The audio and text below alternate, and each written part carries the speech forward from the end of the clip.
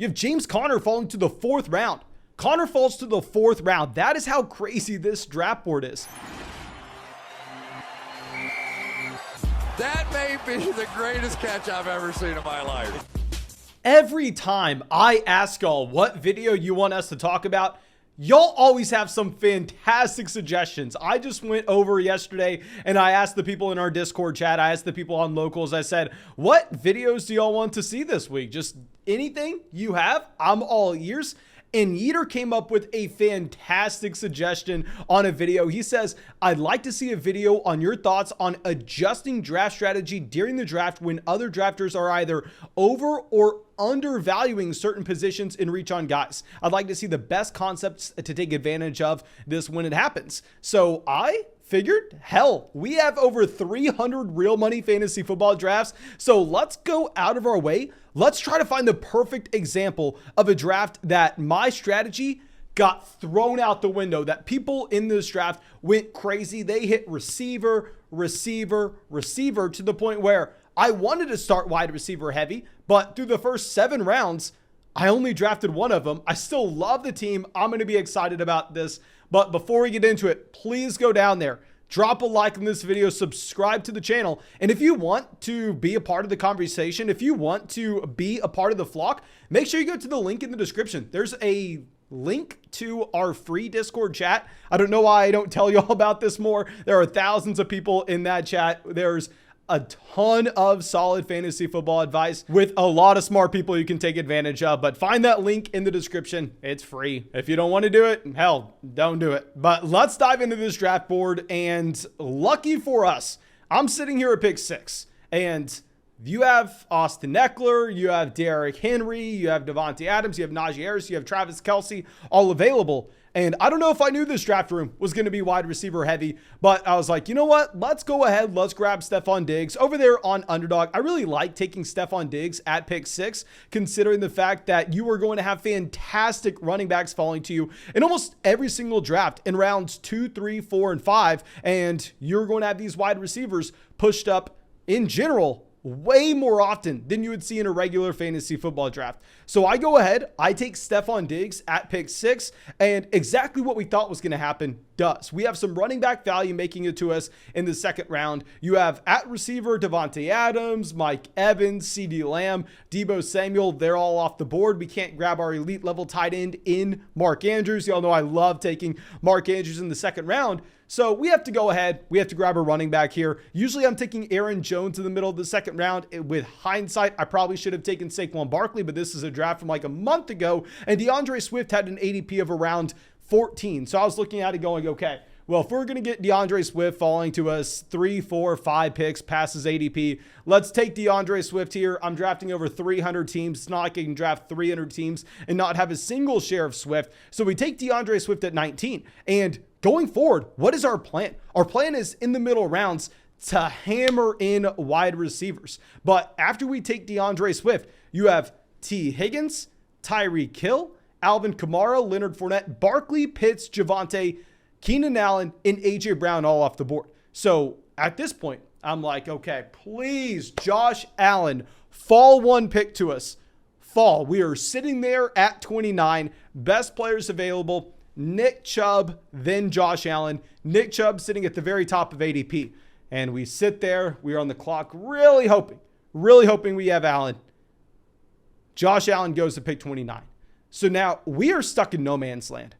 We want to grab a receiver here. Our plan A was get a wide receiver we like. Our plan B was get Josh Allen, have that Stephon Diggs, Josh Allen stack. Plan C, let's grab an elite level tight end in Kyle Pitts. None of that's on the table for us. So what do we end up doing? How do we change our draft strategy? We just go best player available.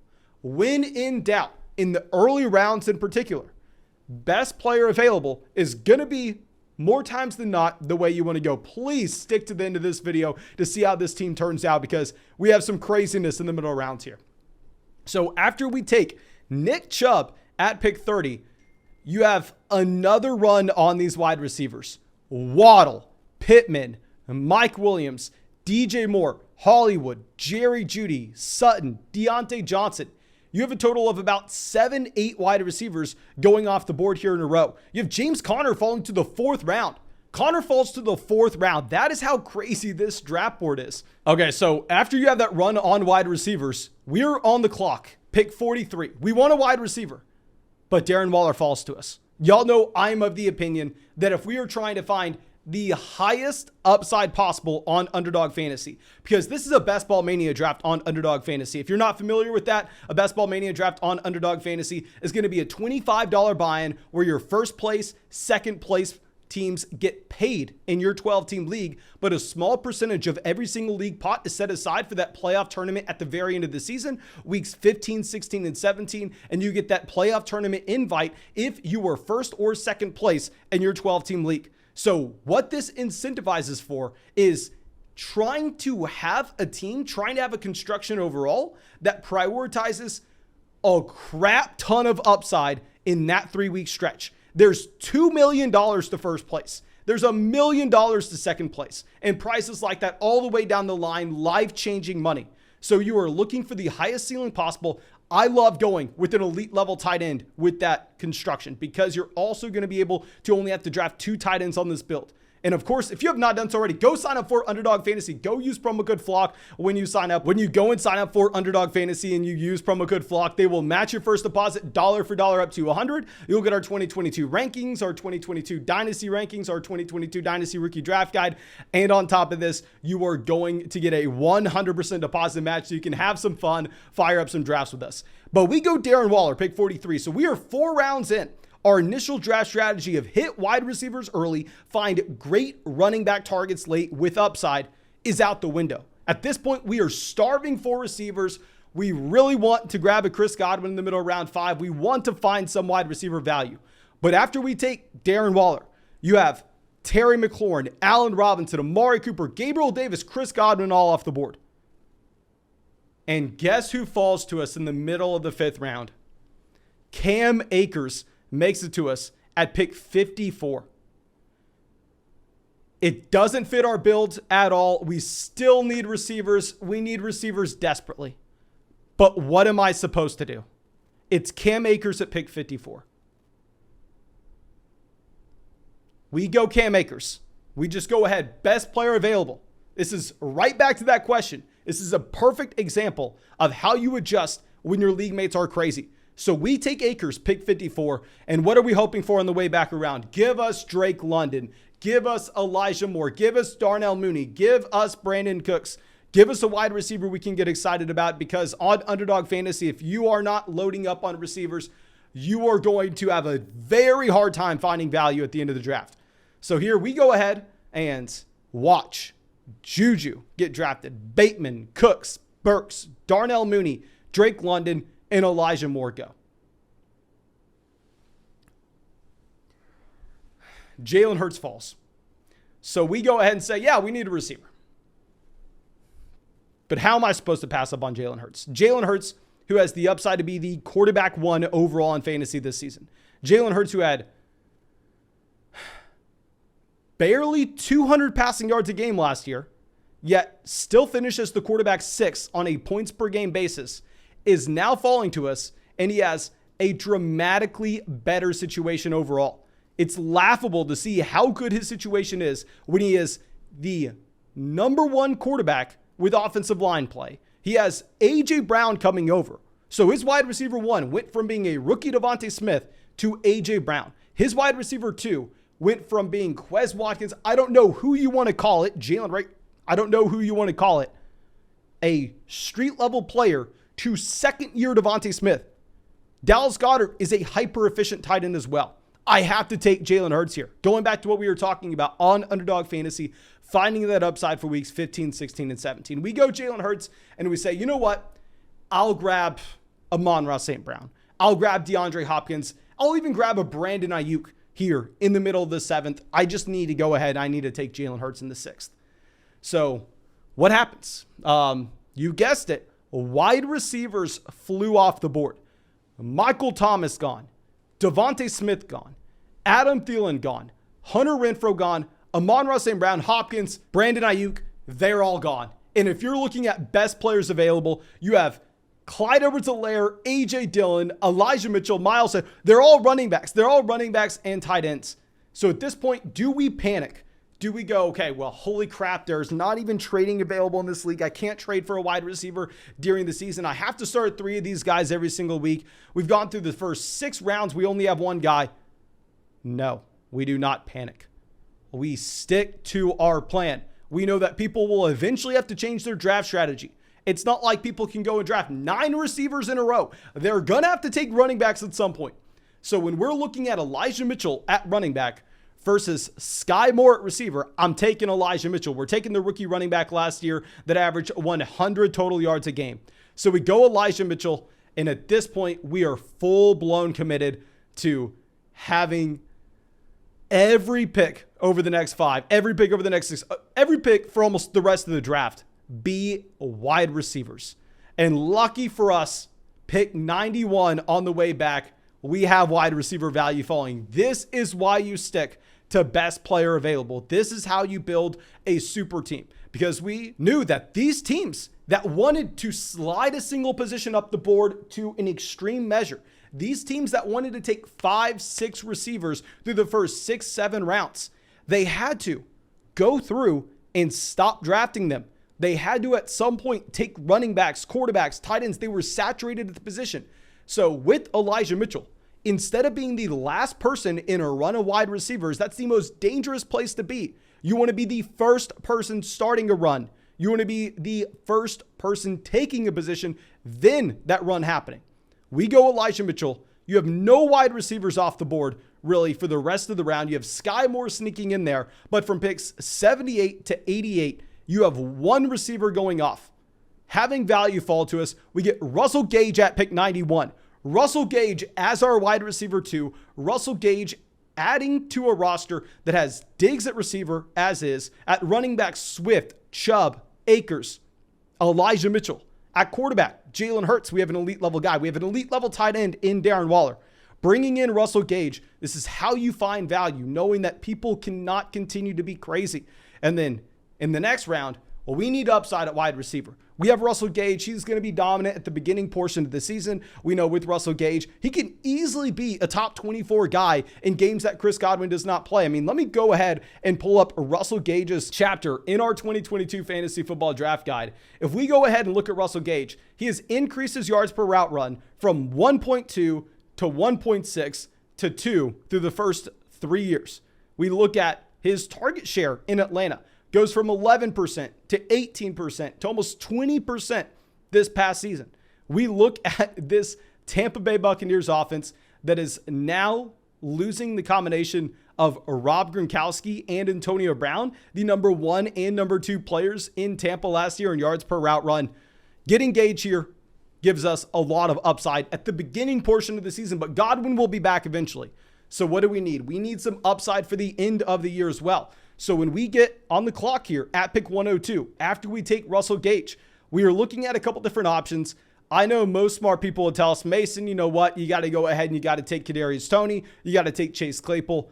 I'm looking at Garrett Wilson as an elite level prospect. So we went ahead. We took Garrett Wilson at 102. I think it's going to be a nice balance if you're comparing Russell Gage's production at the beginning of the season to potentially someone that could give us that late season breakout. We took Jameson Williams at 115 as well, just because we needed wide receivers. Like if we're looking at this draft board, yes, Melvin Gordon, Ramondre Stevenson are better values than Jameson Williams. You cannot debate that. That is 100% fact.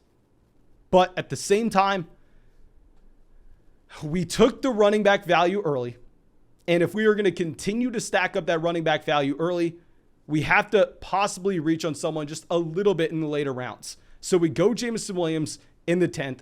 We need to continue to hammer in these receivers. So in the 11th round, we take Devontae Parker here. That's 4 wide receivers right there. And I think this receiver core has upside. You're looking at a team with Diggs, Russell Gage, Jameson Williams, Garrett Wilson, Devontae Parker. In a best ball format, where we can embrace volatility at the position, I'm happy with it. I'm fine with it. And then after this, we are going to be looking in a range where I think tight end is probably the best value once you're at that Mike Gesicki tier. And if we're looking at Gesicki in particular, if we take him versus another wide receiver, I think taking Gesicki locks us in to only having to draft 2 tight ends, because with Darren Waller, some people would make the argument in a best ball format, you still need to be going through and drafting the 3rd, especially if you don't take Darren Waller until the 4th round. But if we take Gesicki here, I'm comfortable in only taking 2 and then not necessarily having to worry about the position for the rest of the draft. And we get an extra roster spot for wide receiver, because there are going to be a ton of these wide receivers at the very end, even if this room is wide receiver heavy.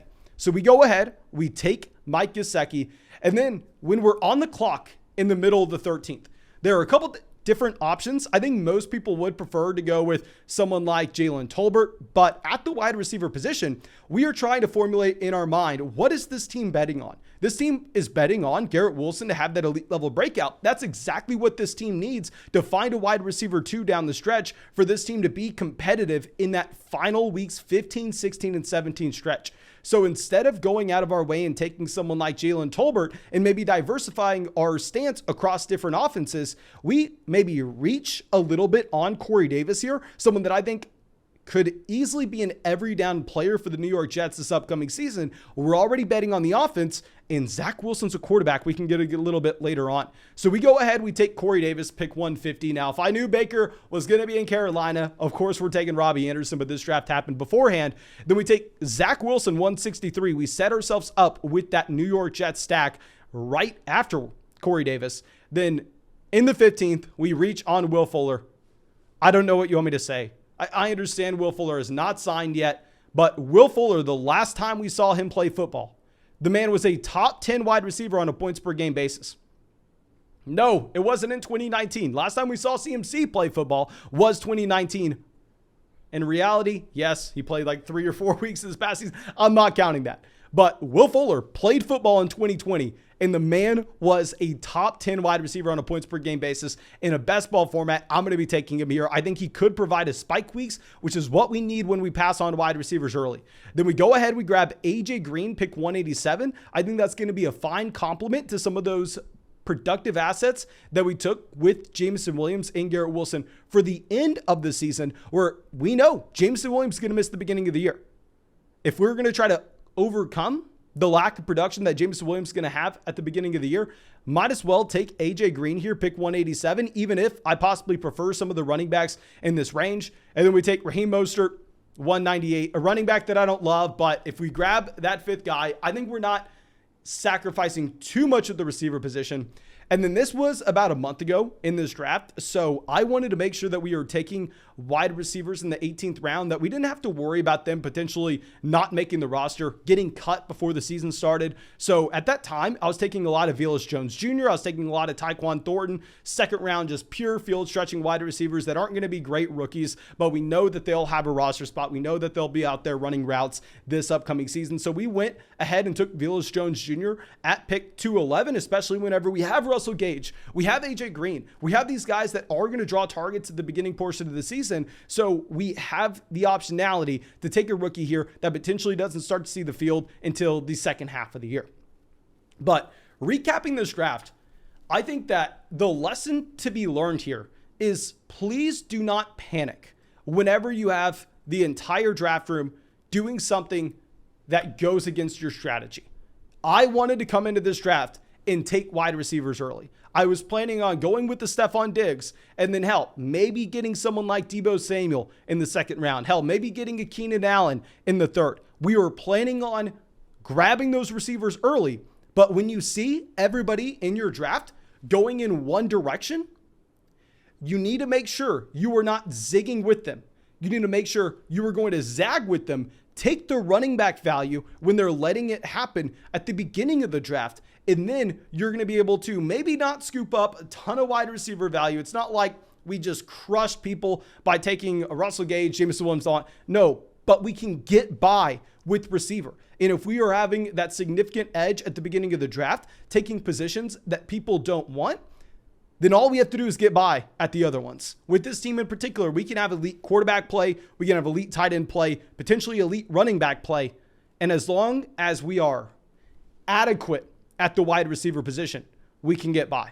So please don't follow the crowd. If you see your entire draft room going in one direction, it's almost easier to find value by going in the opposite. But let me know if y'all thought this video was helpful at all. It was a little bit of a different one than what we usually do. And of course, if y'all want to hop in a draft with us, go sign up for Underdog Fantasy. Go use promo code FLOCK. You can find that link in the description. And also, if you just want to get in a free group chat, you can go find that link to our Discord in the description as well. But thank you again. I appreciate all y'all. I really hope you have a great day, and I hope we get to see you with the video tomorrow.